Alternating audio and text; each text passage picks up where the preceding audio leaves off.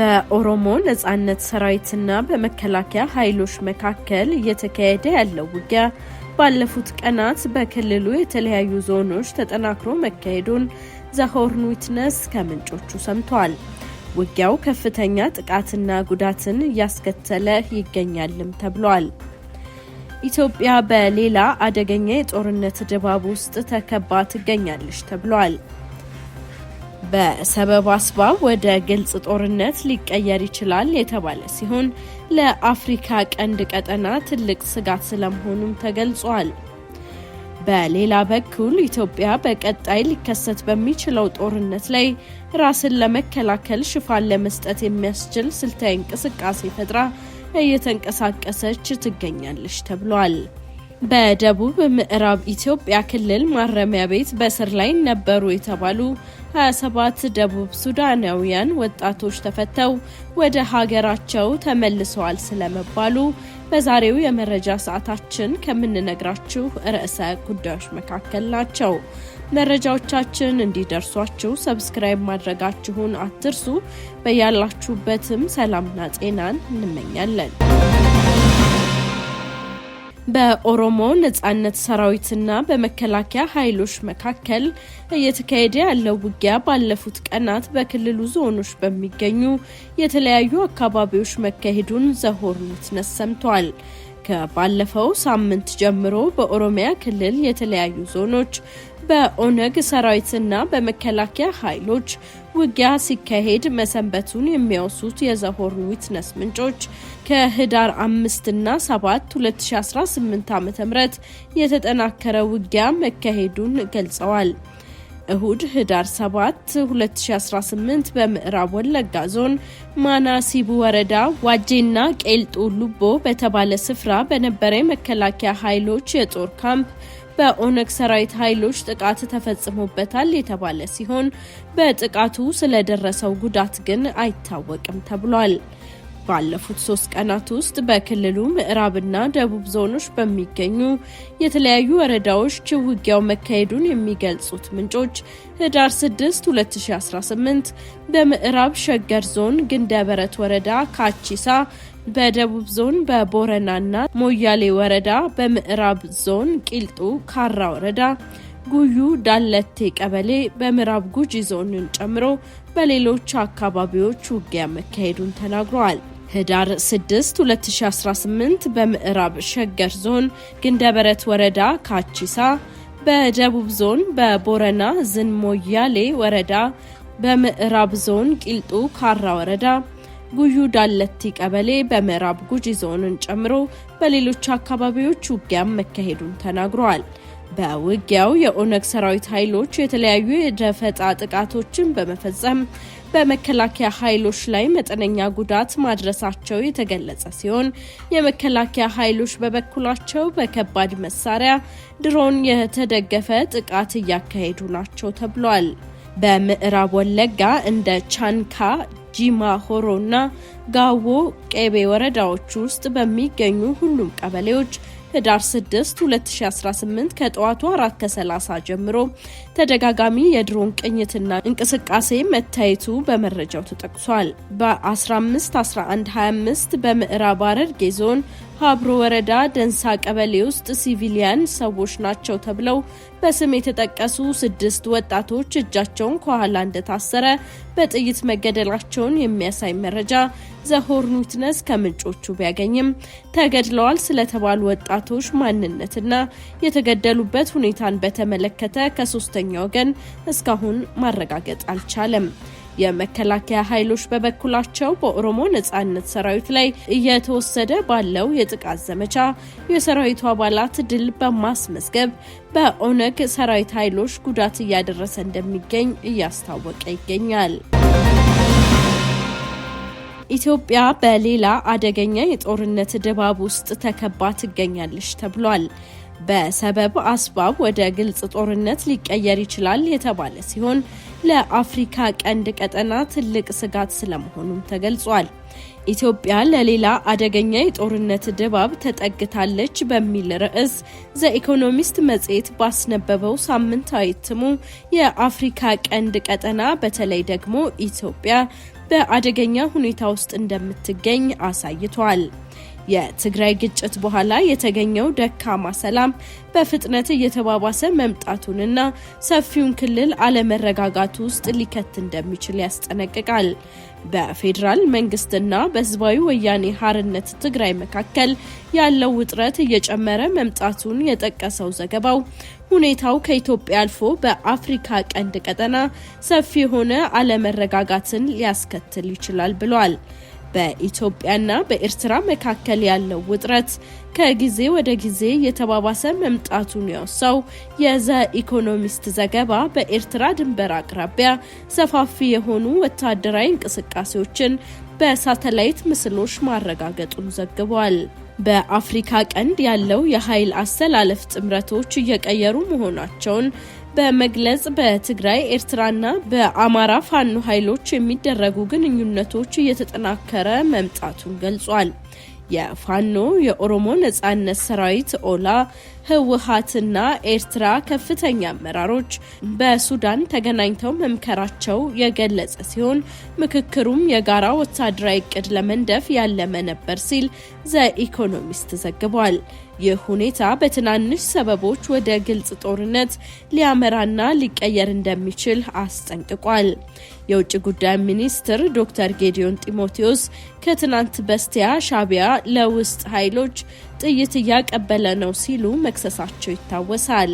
ኢትዮጵያ በቀጣይ ሊከሰት በሚችለው ጦርነት ላይ ራስን ለመከላከል ሽፋን ለመስጠት የሚያስችል ስልታዊ እንቅስቃሴ ፈጥራ እየተንቀሳቀሰች ትገኛለች ተብሏል።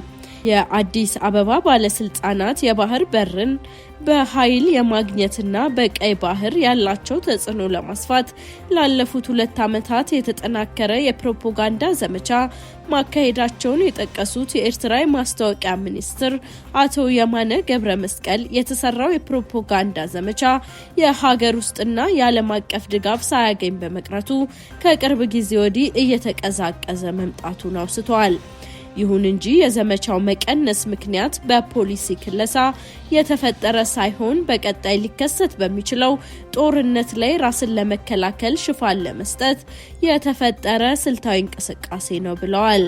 የኢትዮጵያ የውጭ ጉዳይ ሚኒስትር ኤርትራ ኢትዮጵያን እያተራመሰች ነው ያሉበት ሁኔታ ምንም አይነት ተጨባጭ መሰረት የለውም ሲሉ አቶ የማነ ገብረ መስቀል ውድቅ ያደረጉ ሲሆን ሁኔታው የግጭቱን ስር መነሻ ከራሷ ከኢትዮጵያ የሚመነጭ መሆኑን የሚያሳዩ ታሪካዊ እውነታዎችን ለመጋፈጥ ያለመቻልን ያሳያል ብለዋል። ኤርትራ ለብዙ አስርት ዓመታት በኢትዮጵያ የመስፋፋት ፖሊሲ የተጎዳች ሀገር መሆኗን የገለጹት የማስታወቂያ ሚኒስትሩ ከፌዴሬሽኑ መፍረስ አንስቶ እስከ የባድሜው ጦርነት ድረስ ሁኔታው ቀጥሏል ሲሉም ገልጸዋል። ኤርትራ ኢትዮጵያን የማተራመስ ዶክትሪን አላት በሚል በዶክተር ጌዲዮን ጢሞቴዎስ የተገለጸው ሐሳብ የማይመስል ሲሉ ያጣጣሉት አቶ የማነ በአብዛኛው ክልሎቿ ሰፊ ግጭት እያስተናገደች ያለች ሀገር ቀውሷን ውስን ሀብት ባላት ትንሽ ሀገር እንዴት ማላከክ ትችላለችን ብለዋል። የኢትዮጵያ ባለስልጣናት የኤርትራን ኢኮኖሚ ለማሳነስ ይሞክራሉ ያሉት አቶ የማነ ኢትዮጵያ ከ84 ቢሊዮን ዶላር በላይ ዓለም አቀፍ እርዳታ ብታገኝም ከ21 ሚሊዮን በላይ ሕዝብ አስቸኳይ ሰብአዊ እርዳታ የሚፈልግና ከፍተኛ የድህነት ደረጃ ላይ የሚገኝ እንዲሁም የተከፋፈለ ማህበረሰብ ያለባት ሀገር መሆኗን ጠቅሰዋል። ባለፈው ሐሙስ ህዳር 4 2018 ኤርትራ በኢትዮጵያ ግዛትና ሉዓላዊነት ላይ አነጣጥራ የምትፈጽማቸው ጥሰቶች የፌዴራሉ መንግስት ከአሁን በኋላ በትዕግስት ተመልክቶ እንደማያልፈው የኢትዮጵያ የውጭ ጉዳይ ሚኒስትር ዶክተር ጌዲዮን ጢሞቴዎስ በአዲስ አበባ ዩኒቨርሲቲ በተካሄደ የፖሊሲ ፎረም ላይ መናገራቸው ይታወሳል።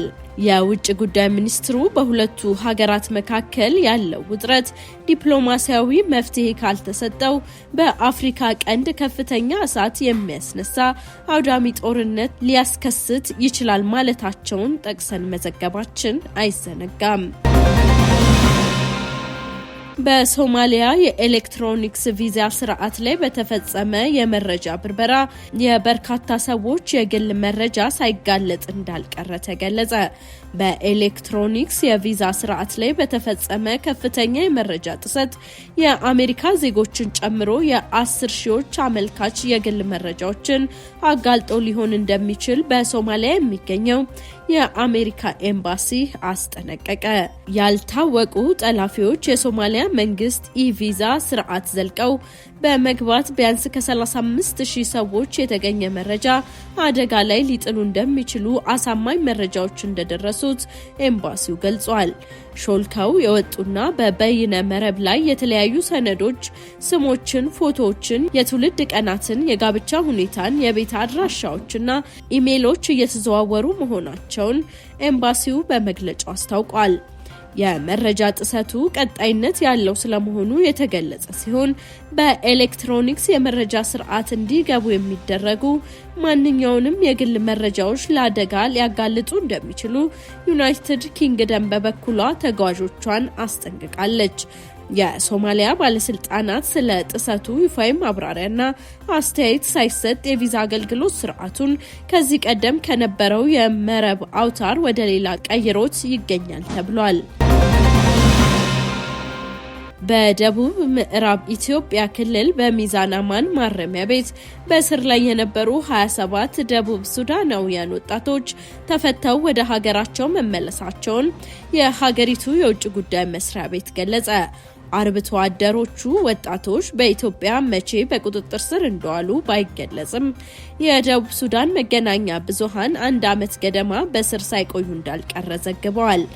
ወጣቶቹን ወደ ሀገራቸው የመመለሱ ሂደት በስኬት መጠናቀቁ የተገለጸው የደቡብ ሱዳን ውጭ ጉዳይና ዓለም አቀፍ ትብብር ሚኒስትር መንደይ ሰማያ ከኢትዮጵያ አቻቸው ዶክተር ጌዲዮን ጢሞቴዎስ ጋር በጉዳዩ ላይ ያደረጉትን የስልክ ውይይት በማስመልከት በህዳር 7 2018 በተሰራጨ መግለጫ ነው። የደቡብ ሱዳን መንግስት 27 የታጠቁ አርብቶ አደሮችን በኢትዮጵያ በስር ላይ እንደሚገኝ ያረጋገጠው ባለፈው መስከረም ወር አጋማሽ ላይ ነበር። የደቡብ ሱዳን ውጭ ጉዳይ መስሪያ ቤት ቃል አቀባይ አፑክ አዩኤል ማየን በወቅቱ ለጋዜጠኞች በሰጡት መግለጫ ከምስራቅ ኢኳቶሪያል ግዛት 27 ወጣቶች በድንገት ሁለቱ ሀገራት የሚዋሰኑትን ዓለም አቀፍ ድንበር እንዳቋረጡ ተናግረው ነበር። ከ1100 ኪሎ ሜትር በላይ የሚረዝመውን የኢትዮጵያና የደቡብ ሱዳን ድንበር እየተሻገሩ የሚፈጸሙ ጥቃቶች በሕዝብ ተወካዮች ምክር ቤት ስብሰባዎች ጭምር በየጊዜው ጥያቄን ሲያስነሳ ቆይቷል። ከደቡብ ምዕራብ ኢትዮጵያ ክልል በተጨማሪ በጋምቤላ በኩል ድንበር የሚሻገሩ የደቡብ ሱዳን ታጣቂዎች ግድያ፣ የህፃናት አፈናና የቀንድ ከብቶች ዝርፊያ እንደሚፈጽሙ ክልሉ በተደጋጋሚ ባወጣቸው መግለጫዎች ማስታወቁ አይዘነጋም። በሜዲትራኒያን ባህር ላይ በደረሰ የጀልባ መገልበጥ አደጋ 4 ስደተኞች መሞታቸው ተሰምቷል። ቅዳሜ ህዳር 6 2018 100 የሚጠጉ ስደተኞችን አሳፍረው የነበሩ 2 ጀልባዎች በሊቢያ የባህር ዳርቻ ሰጥመው ቢያንስ 4 ሰዎች መሞታቸውን የነፍስ አድን ሰራተኞች ገለጹ። እስካሁን በሊቢያ ቀይ ጨረቃ መሞታቸው የተረጋገጠው ሁሉም ተሳፋሪዎች 26 የባንግላዴሽ ዜጎችን አሳፍራ በነበረች ጀልባ ላይ የነበሩ ናቸው። የሰብአዊ ቡድኑ ወደ 70 የሚጠጉ አብዛኞቹ ሱዳናውያን የሆኑ ስደተኞችን አሳፍራ በሰጠመችው ሁለተኛዋ ጀልባ ተሳፋሪዎች ላይ ተጨማሪ ሞት ስለመድረሱ ያሉት ነገር የለም። የተባበሩት መንግስታት የስደተኞች ድርጅት IOM ጀልባዎቹ በሰሜን አፍሪካና በጣሊያን መካከል ያለውን በአደገኝነቱ የሚታወቀውን የፍልሰት መንገድ እየተጠቀሙ ነበር ብሏል። ጀልባዎቹ በሊቢያ ሰሜን ምዕራብ ከምትገኘው የወደብ ከተማ አልኩምስ የተነሱ ናቸው ሲል ድርጅቱ ገልጿል። በየዓመቱ በመቶዎች የሚቆጠሩ ሰዎች በተጨናነቁና አስተማማኝ ባልሆኑ ጀልባዎች ወደ ደቡብ አውሮፓ ለመሻገር ሲሞክሩ ሕይወታቸውን ያጣሉ። የዓለም አቀፍ ስደተኞች ድርጅት IOM እንደ አውሮፓውያኑ አቆጣጠር በ2025 በሜዲትራኒያን ባህር ወደ አውሮፓ ለማቋረጥ የሞከሩ ከ1500 በላይ ሰዎች ሞተዋል ወይም ጠፍተዋል ያለ ሲሆን ከነዚህ ስደተኞች መካከል 1/3 የሞቱት በሊቢያ የባህር ዳርቻ ስለመሆኑ በመረጃው ጠቅሷል። ቭላዲሚር ፑቲንና ኔታንያሁ በስልክ መወያየታቸው ተገለጸ። የሩሲያ ፕሬዝዳንት ቭላዲሚር ፑቲንና የእስራኤል ጠቅላይ ሚኒስትር ቤንጃሚን ኔታንያሁ በስልክ መወያየታቸውን ክሬምሊን አስታውቋል። ሁለቱ መሪዎች በጋዛ፣ በኢራን የኒኩለር መርሃ ግብርና በሶሪያ ያሉ ለውጦችን ጨምሮ በመካከለኛው ምስራቅ ጉዳይ ላይ ተወያይተዋል ብሏል። የዩክሬን ፕሬዝዳንት ቮሎዲሚር ዜሌንስኪ የመንግስት ኢነርጂ ኩባንያዎች በአዲስ መልኩ እንደሚዋቀሩ አስታውቀዋል። ፕሬዝዳንቱ ይህንን ውሳኔ ይፋ ያደረጉት የኢነርጂ ኩባንያዎች የስራ ኃላፊዎች በሙስና በመዘፈቃቸው የተነሳ የኢነርጂ ዘርፉ ችግር ውስጥ መውደቁ ከተገለጸ በኋላ ነው። ሀገሪቱ ከሩሲያ ጋር በገባችበት ጦርነት የተነሳ የኢነርጂ ዘርፉ ፈተና ውስጥ በወደቀበት በአሁኑ ሰዓት የኢነርጂ ኩባንያዎቹ $100 ሚሊዮን ያህል ገንዘብ ማባከናቸውን በምርመራ ተደርሶበታል። ይህ የኩባንያዎቹ የሙስና ቅሌት በዩክሬናውያን ዘንድ ቁጣ መፍጠሩ ተመላክቷል። ውድ የዘሆርን ዊትነስ ቤተሰቦች ለዛሬ መራረጥንላችሁ አህጉር አቀፍና ዓለም አቀፍ መረጃዎቻችን እነዚህን ይመስላሉ። በየጊዜው የምንለቃቸው አዳዲስ መረጃዎች እንዲደርሷችሁ ሰብስክራይብ ማድረጋችሁን አትርሱ እንላለን። በያላችሁበትም ሰላማችሁ ይብዛ።